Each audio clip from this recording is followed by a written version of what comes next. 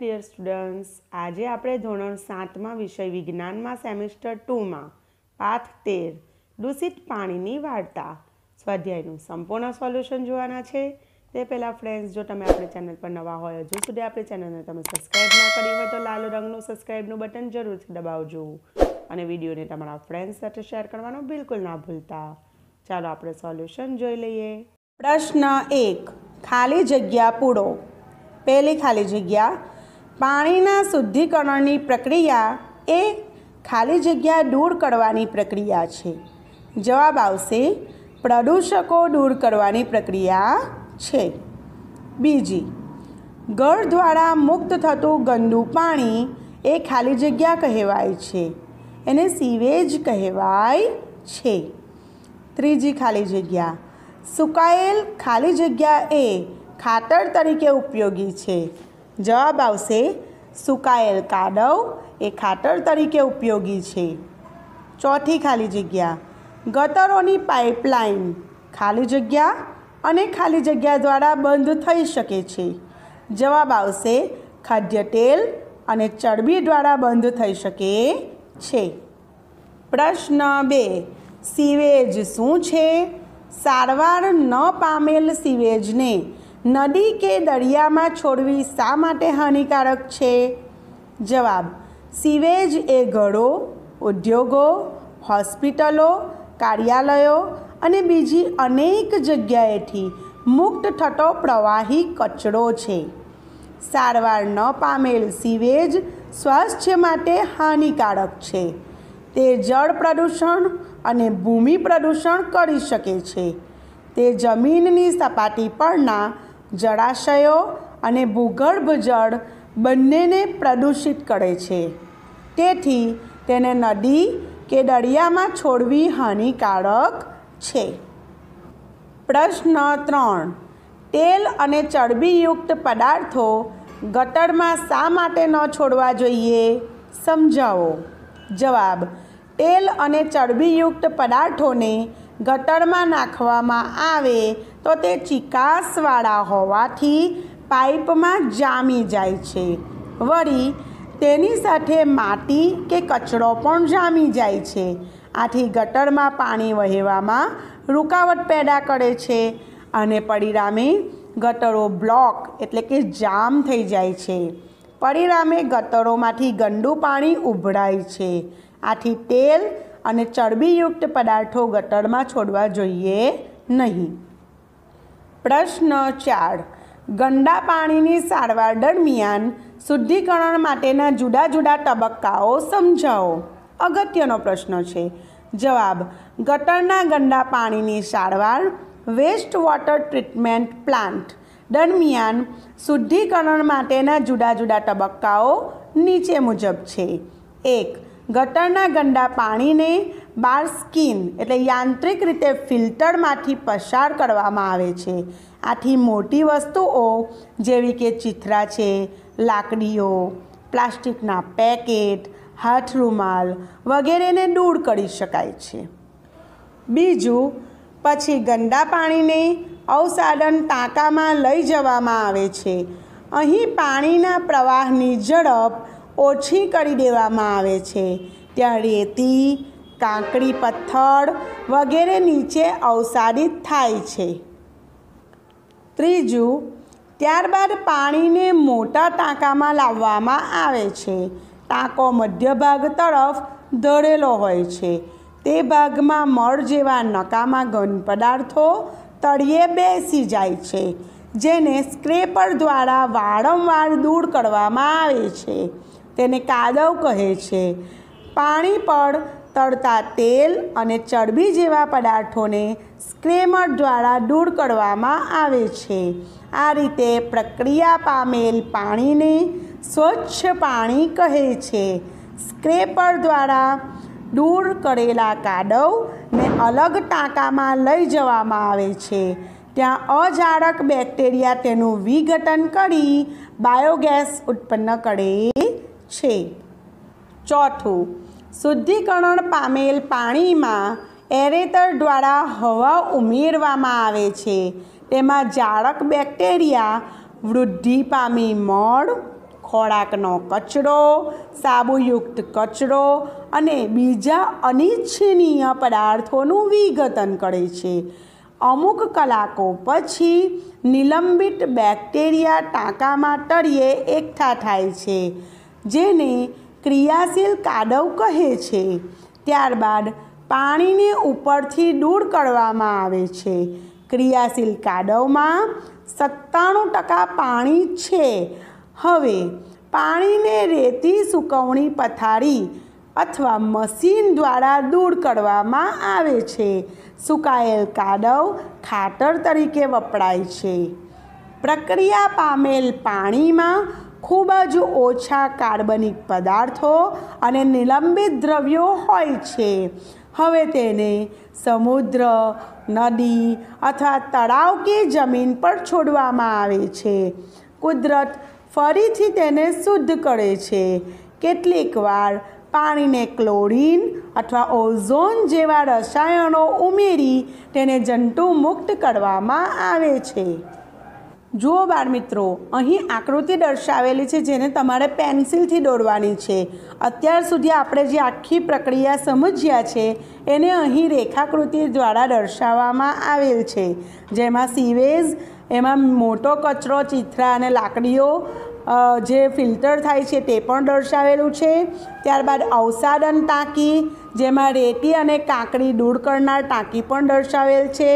ત્યારબાદ પ્રાથમિક અવક્ષેપણ ટાંકી, પછી હવા પસાર કરવા માટેની ટાંકી, દ્વિતીય અવક્ષેપણ ટાંકી અને છેલ્લે આપણને જે મળે છે સ્વચ્છ પાણી, બરાબર, ક્લોરિનેશન ટાંકી કહેવાય. એમાં ક્લોરીન નાખીને એનું ક્લોરિનેશન કરવામાં આવે છે. ત્યારબાદ એ પાણીને નદી કે સમુદ્ર તરફ આપણે છોડી શકીએ છે. અને જે ક્રિયાશીલ કાદવ છૂટો પડે છે અને ઘન કચરો છૂટો પડે છે એને આપણે પ્રક્રિયા પામેલ કાદવને ખાતરમાં એટલે કે બાયોગેસ ઉત્પન્ન કરવા માટે ઉપયોગમાં લેવાય છે. પ્રશ્ન 5. કાદવ એ શું છે? તેને કેવી રીતે સારવાર અપાય છે તે સમજાવો. જવાબ: વેસ્ટ વોટર ટ્રીટમેન્ટ પ્લાન્ટ દ્વારા ગટરના ગંદા પાણીની શુદ્ધિકરણ પ્રક્રિયામાં ગંદા પાણીને બાર સ્ક્રીનમાંથી પસાર કરી તેને અવસાદન ટાંકીમાં લાવી રેતી અને કાંકરી દૂર કરવામાં આવે છે. ત્યારબાદ પાણીને મોટા ટાંકામાં લાવવામાં આવે છે. ટાંકાનો મધ્ય ભાગ ઢળતો હોવાથી મળ જેવા નકામા ઘન પદાર્થો અહીં એકઠા થાય છે. આને કાદવ કહે છે. તેને સ્ક્રેપર દ્વારા દૂર કરાય છે. કાદવને અલગ ટાંકામાં લઈ જવામાં આવે છે. ત્યાં અજારક બેક્ટેરિયા દ્વારા તેનું વિઘટન કરી તેમાંથી બાયોગેસ મેળવવામાં આવે છે. બાકી રહેલો ભાગ સૂકવીને ખાતર તરીકે વપરાય છે. પ્રશ્ન 6. સારવાર ન પામેલ માનવ મળ એ સ્વાસ્થ્ય માટે હાનિકારક છે. સમજાવો. જવાબ: સારવાર ન પામેલ માનવ મળ જળ પ્રદૂષણ તથા ભૂમિ પ્રદૂષણ કરે છે. તે જમીન પરની સપાટીના જળાશયો અને ભૂગર્ભ જળ બંનેને પ્રદૂષિત કરે છે. આવું પ્રદૂષિત પાણી પીવાથી કોલેરા, ટાઇફોઇડ, કમળો, જડા જેવા પાણીથી ફેલાતા રોગો થાય છે. આમ સારવાર ન પામેલ માનવ મળ એ સ્વાસ્થ્ય માટે હાનિકારક છે. પ્રશ્ન 7. પાણીને બિનચેપી બનાવવા માટે કયા 2 રસાયણો વપરાય છે? ખૂબ જ અગત્યનો શોર્ટ ક્વેશ્ચન છે. જવાબ: પાણીને બિનચેપી એટલે કે જંતુરહિત બનાવવા માટે ક્લોરીન વાયુ અને ઓઝોન વાયુ વપરાય છે. પ્રશ્ન 8. વેસ્ટ વોટર ટ્રીટમેન્ટ પ્લાન્ટમાં વપરાતા બાર સ્ક્રીનના કાર્યો સમજાવો. જવાબ: વેસ્ટ વોટર ટ્રીટમેન્ટ પ્લાન્ટમાં ગટરના ગંદા પાણીને બાર સ્ક્રીનમાંથી પસાર કરવામાં આવે છે. તેના ઊભા સળિયા લાકડીઓ, પ્લાસ્ટિકના પેકેટ, ચીથરા, હાથ રૂમાલ જેવી વસ્તુઓને પસાર થતી અટકાવે છે. આમ બાર સ્ક્રીન વડે મોટો અને યંત્રોને નુકસાન પહોંચાડે એવો કચરો દૂર કરી શકાય છે. પ્રશ્ન 9. સ્વચ્છતા અને રોગો વચ્ચેનો સંબંધ સમજાવો. જવાબ: સારી સ્વચ્છતા જાળવવાથી રોગો ફેલાવાની શક્યતા ઘણી જ ઓછી રહે છે. ગટરના ગંદા પાણી ગટરમાંથી બહાર આવે તો મચ્છર, માખીઓ અને કીટકોનો ઉપદ્રવ વધે અને ગંદકી ફેલાય છે. પાઇપ તૂટવાથી પીવાના પાણીમાં ગટરના ગંદા પાણી ભેળવાય ત્યારે કોલેરા, ટાઇફોઇડ, કમળો, જરદા જેવા પાણીથી ફેલાતા રોગો થાય છે. સ્વચ્છતા ન જળવાય તો રોગો થવાની શક્યતા વધે છે. આમ સ્વચ્છતા અને રોગો વચ્ચે સંબંધ છે. પ્રશ્ન 10. સ્વચ્છતાના સંદર્ભમાં જાગૃત નાગરિક તરીકે તમારો ફાળો જણાવો. જવાબ: ગટર ઉભરાય તો જાગૃત નાગરિક તરીકે ગ્રામ પંચાયત કે મ્યુનિસિપાલિટીને જાણ કરવી જોઈએ. ગટરોના ઢાંકણા ન હોય કે કોઈકના ઘરનું પાણી પડોશીના ઘર આગળ ગંદકી કરે તો તેને સમજાવી તેમ થતું રોકી શકાય. પીવાનું પાણી ડહોળું આવે તો પણ નગરપાલિકાને જણાવી ફરિયાદ કરી શકાય. જો કોઈ ગંદકી ફેલાવે તેવું કાર્ય કરે તો સમજાવીને રોકી શકાય. સારી સ્વચ્છતા સભર પદ્ધતિઓ અપનાવવી એ આપણી જીવનશૈલી હોવી જોઈએ. તમારી વ્યક્તિગત પહેલ કે પ્રતિનિધિત્વ એ ખૂબ જ વિશાળ ફેરફાર સર્જી શકે છે. લોકોના સહિયારા પ્રયાસોથી ઘણું બધું થઈ શકે છે. પ્રશ્ન 11. અહીં ક્રોસવર્ડ પઝલ પહેલી આપેલી છે. આપેલ ચાવીઓના જવાબોના અંગ્રેજી શબ્દોની મદદથી ક્રોસવર્ડ પઝલ પૂર્ણ કરો. Good luck. આડી ચાવી. 3. પ્રવાહી કચરો. 4. સીવેજ ટ્રીટમેન્ટમાં ઘન કચરો. 6. સ્વચ્છતાનો લગતો શબ્દ. 8. માનવ શરીરમાંથી બહાર ફેંકાતો કચરો. ઊભી ચાવી. 1. વપરાયેલ પાણી. 2. સીવેજ લઈ જતી પાઇપ. 5.